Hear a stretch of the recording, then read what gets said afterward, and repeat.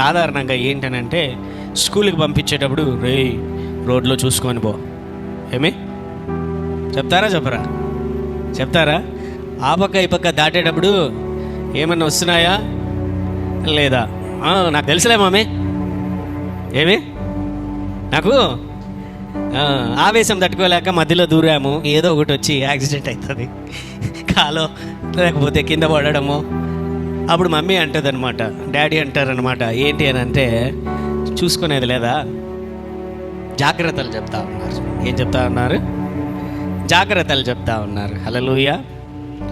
జాగ్రత్తలు పాటించకపోతే ఏమవుతుందో చెప్పండి? ఇబ్బందులు పడాల్సి వస్తుంది. అందుకని నేను కొటేషన్ పెట్టాను అనమాట, దేవుడు చెప్పినప్పుడు వినకపోయినట్లయితే తరువాత కలిగే పరిస్థితులకు బాధ్యుడవు ఎవరు? దేవుడు చెప్పినప్పుడు వినకపోతే తర్వాత జరిగే పరిస్థితులకు బాధ్యుడు ఎవరు?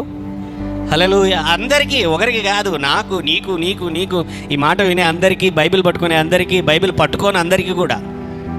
హల్లెలూయా. అందరికీ దేవుడి మాట వినకపోతే ఏమైపోతుంది? సమస్యల గుండా వెళ్ళాల్సి వస్తుంది. ఆదాముతో దేవుడు చెప్పాడు కదా, నా కుమారుడా, ప్రియకుమారుడా, భూమి మీద నువ్వు నాకు ఒకనివే ఉన్నావు, ఏమి నువ్వు దయచేసి ఆ ఫలాన్ని నువ్వు తినకూడదు. ఏమైంది? ఫలాన్ని నువ్వు తినకూడదు. తిన్నాడు, ఏమైపోయింది? సమస్యలు వచ్చి పడ్డాయి. ఏం తక్కువ అండి ఆయనకి? హల్లెలూయా. అర్థమవుతున్నదా? ఏమి తక్కువ ఉంది ఆయనకి? అవునా కాదా? ఆలోచించండి. తినడానికి పెద్ద తోటనే వేసేసాడు ఆయన. ఏం చేశాడు? పెద్ద తోటనే వేసేసాడు దేవుడు.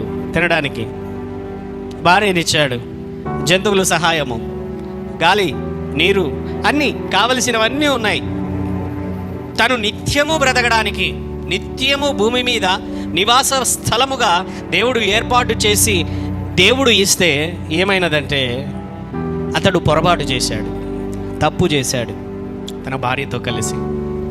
ఎప్పుడైతే అది చేశాడో తన జీవితంలో నష్టమును తెచ్చుకున్నాడు. బైబిల్ అంతటిలో కూడా జాగ్రత్త, జాగ్రత్త, బివేర్. ఎల్లప్పుడూ కూడా దేవుని యొక్క వాక్యము జాగ్రత్త. యేసయ్య కూడా మరీ మీతో చెబుతున్నాను, నిశ్చయముగా మీతో చెబుతున్నాను, జాగ్రత్త. పులిసిన పిండిని బట్టి జాగ్రత్త.